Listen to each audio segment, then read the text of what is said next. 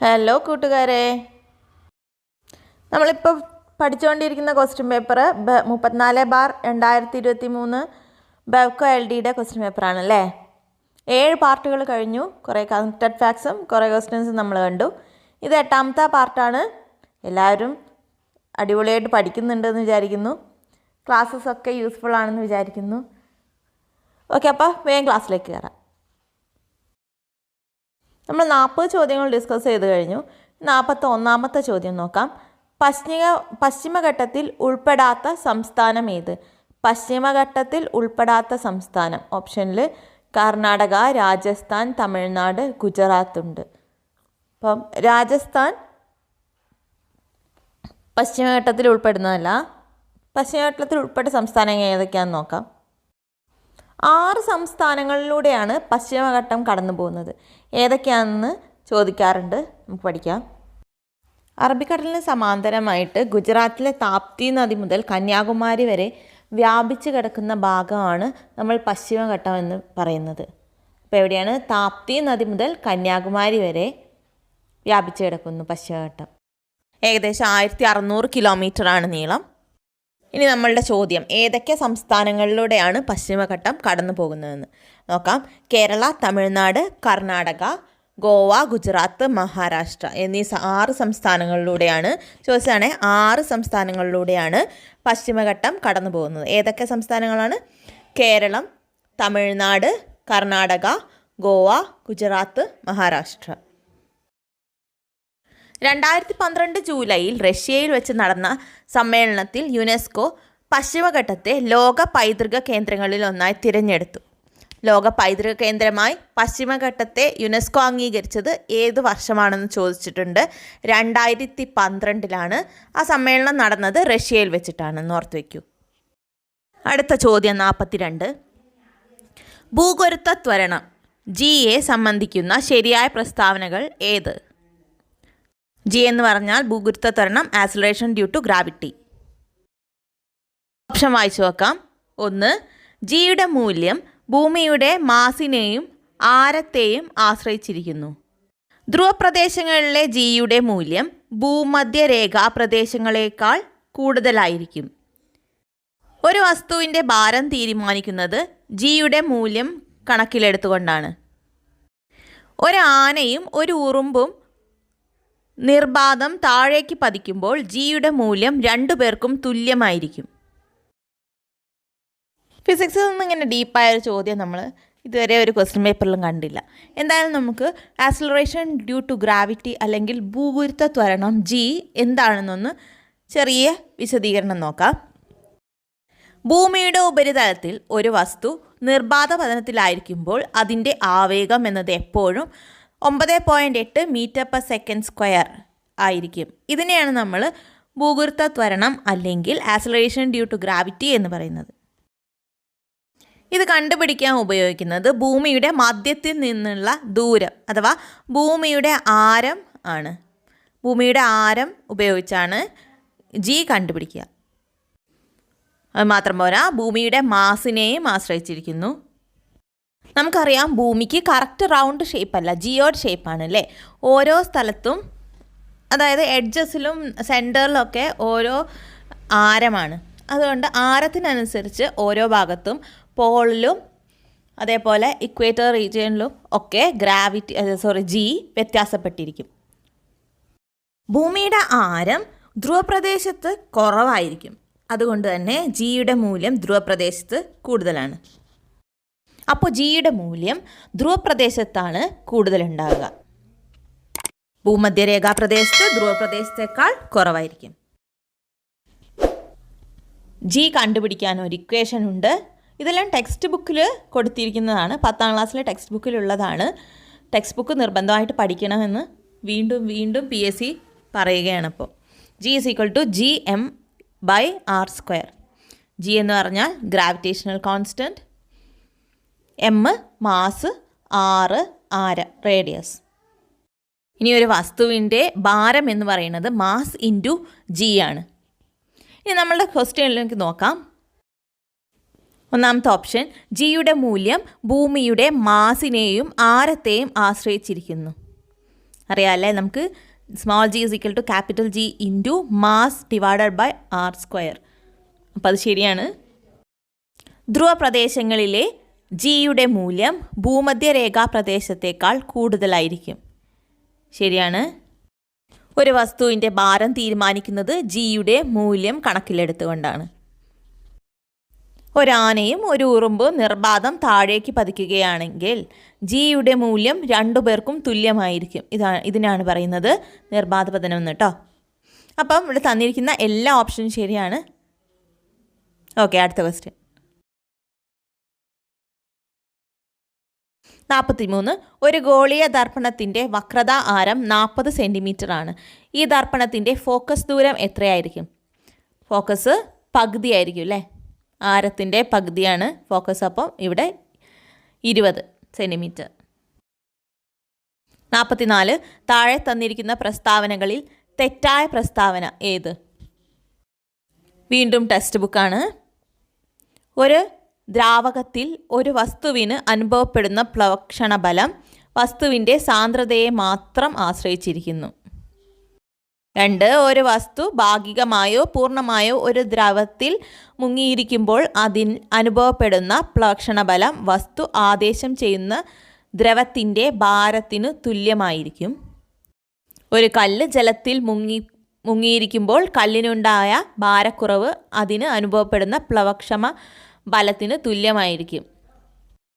കടലിൽ നിന്ന് ശുദ്ധജല തടാകത്തിലേക്ക് കടക്കുന്ന കപ്പൽ കൂടുതൽ താഴുന്നത് കടൽ ജലത്തിൻ്റെയും ശുദ്ധജലത്തിൻ്റെയും സാന്ദ്രത വ്യത്യാസം കൊണ്ടാണ്. ഇതിൽ ഓപ്ഷൻ 1 മാത്രമാണ് തെറ്റ്. സാന്ദ്രത മാത്രം ആശ്രയിച്ചല്ല, വോളിയത്തിനെയും ഡെൻസിറ്റിയെയും ഗ്രാവിറ്റിയെയും ഡിപ്പെൻഡ് ചെയ്യുന്നു പ്ലവക്ഷമ ബലം. അപ്പോൾ ഒന്നാമത്തെ ഓപ്ഷനാണ് തെറ്റത്, ബാക്കിയെല്ലാം ശരിയാണ്. നമുക്ക് ഒന്നുകൂടി വായിച്ചുറപ്പിക്കാം. ഒരു വസ്തു ഭാഗികമായോ പൂർണ്ണമായോ ഒരു ദ്രവത്തിൽ മുങ്ങിയിരിക്കുമ്പോൾ അതിന് അനുഭവപ്പെടുന്ന പ്ലവക്ഷമ ബലം വസ്തു ആദേശം ചെയ്ത ദ്രവത്തിൻ്റെ ഭാരത്തിന് തുല്യമായിരിക്കും. ലോ ഓഫ് ബോയൻസിയാണ്. ഒരു കല്ല് ജലത്തിൽ മുങ്ങിയിരിക്കുമ്പോൾ കല്ലിനുണ്ടായ ഭാരക്കുറവ് അതിന് അനുഭവപ്പെടുന്ന പ്ലവക്ഷമ ബലത്തിന് തുല്യമായിരിക്കും. കടലിൽ നിന്ന് ശുദ്ധജലത്തിലേക്ക് കടക്കുന്ന കപ്പൽ കൂടുതൽ താഴുന്നത്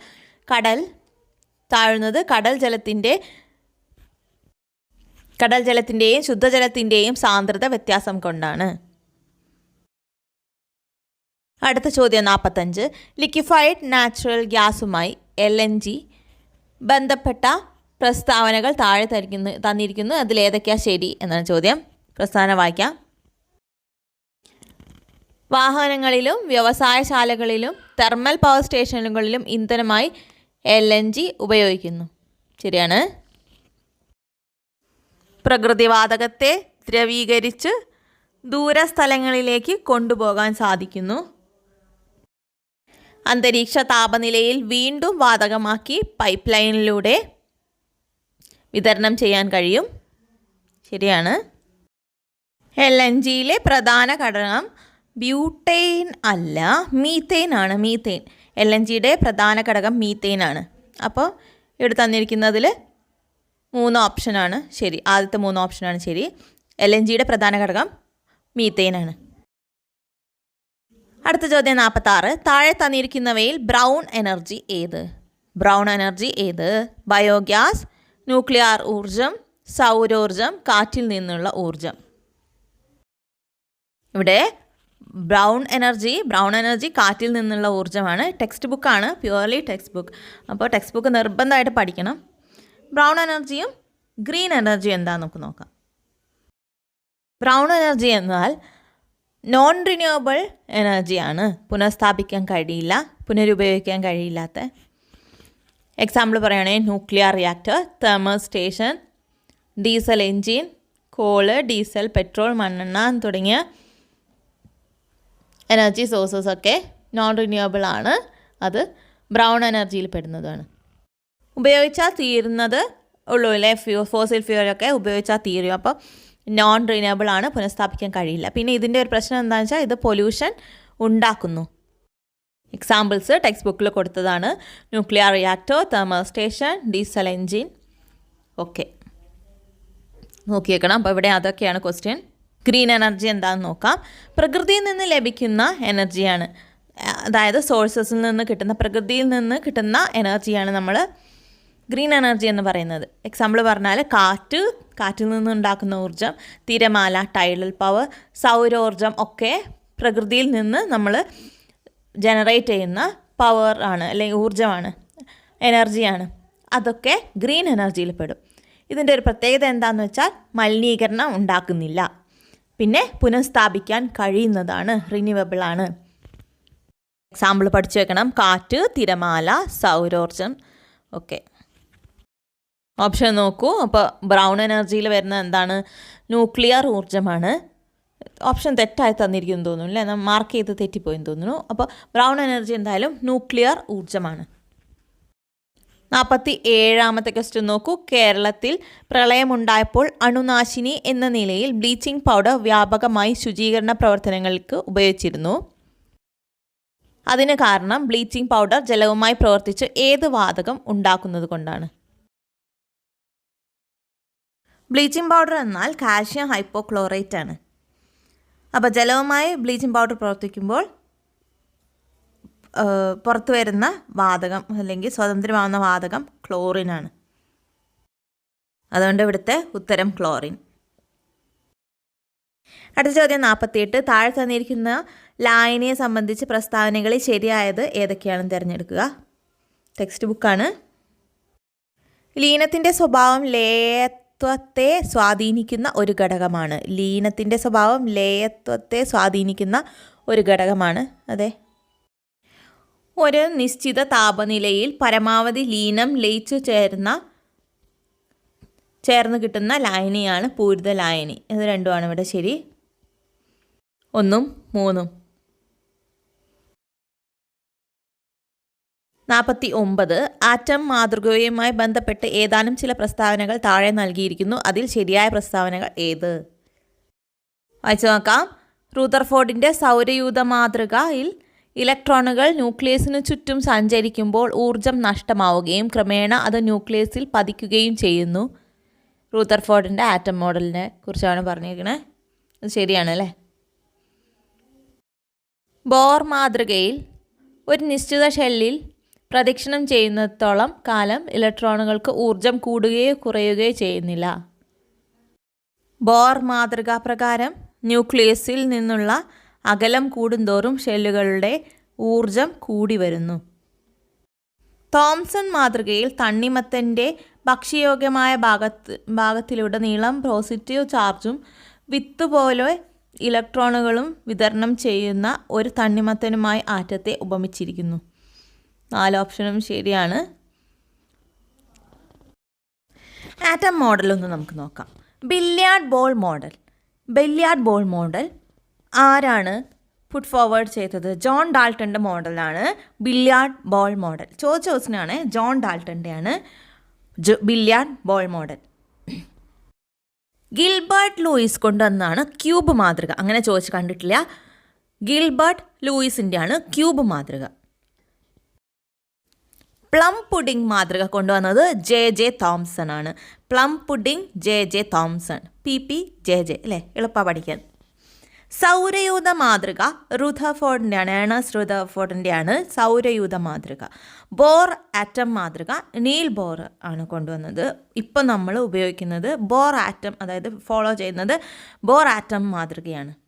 എന്തൊക്കെയാണ് പറഞ്ഞോ ഒന്നുകൂടി പറയാം. Billiard ball model John Dalton, cube model Gilbert Lewis, plum pudding J Thomson, സൗരയൂഥ മാതൃക പ്ലാനറ്ററി മോഡൽ റുദർഫോർഡ്, നീൽ ബോറിൻ്റെ ബോർ മോഡൽ. ഇനി ആറ്റത്തിൻ്റെ ആധികാരിക മാതൃക കൊണ്ടുവന്നത് പ്ലം പുഡിംഗ് മാതൃക പ്രകാരമാണ്. പ്ലം പുഡിംഗ് മാതൃക ആണ് ആറ്റത്തിൻ്റെ ആധികാരിക മാതൃക. ആരാണ് പ്ലം പുഡിംഗ് മാതൃക കൊണ്ടുവന്നത്? ജെ തോംസൺ ആണ് അല്ലേ. അതിൻ്റെ വേറെ പേര് എന്തൊക്കെയാണെന്ന് നോക്കാം. റേസൻസ് പുഡിംഗ് മാതൃകയും തണ്ണിമത്തൻ മാതൃകയും. 1904 ആണ് ജെ തോംസൺ പ്ലം പുഡിംഗ് മാതൃക കൊണ്ടുവന്നത്. ആറ്റം ഗോളീയ ആകൃതിയിൽ കാണപ്പെടുന്നു എന്ന് അഭിപ്രായപ്പെട്ടത് ജെ തോംസൺ ആണ്. ആറ്റം ഗോളാകൃതിയിൽ കാണപ്പെടുന്നു എന്ന് അഭിപ്രായപ്പെട്ടത് ജെ തോംസൺ ആണ്. പ്ലം പുഡിങ്ങിൻ്റെ പ്രത്യേകതയാണ് പറയുന്നത്, ശ്രദ്ധിച്ചു വയ്ക്കൂ. ആദ്യമായി ഇലക്ട്രോണിന് സ്ഥാനം നിശ്ചയിച്ച മാതൃകയാണ് പ്ലം പുഡിംഗ് മോഡൽ.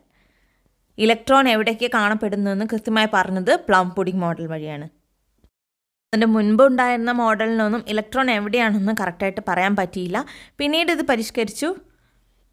ന്യൂക്ലിയസിനെ പറ്റി ആദ്യമായി പരാമർശിച്ച മാതൃക റുദർഫോർഡിൻ്റെ സൗരയൂഥ മാതൃകയാണ്. ന്യൂക്ലിയസിനെ പറ്റി ന്യൂക്ലിയസിന് ചുറ്റും ഇലക്ട്രോൺ സഞ്ചരിക്കുന്നു എന്നും പറഞ്ഞു.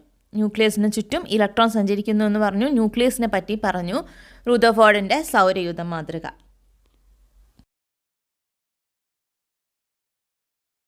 റുദർഫോർഡിൻ്റെ മാതൃക പ്രകാരം ഇലക്ട്രോൺസ് ന്യൂക്ലിയസിന് ചുറ്റും കറങ്ങിക്കൊണ്ടിരിക്കുകയാണ്. അപ്പം മാക്സ്വെല്ലിൻ്റെ ഇക്വേഷൻസ് ഒക്കെ അനുസരിച്ച് അങ്ങനെ കറങ്ങുന്ന ഇലക്ട്രോൺസ് ചാർജ് നഷ്ടപ്പെട്ട് ഒടുവിൽ ന്യൂക്ലിയസിൽ വന്ന് വീഴണം.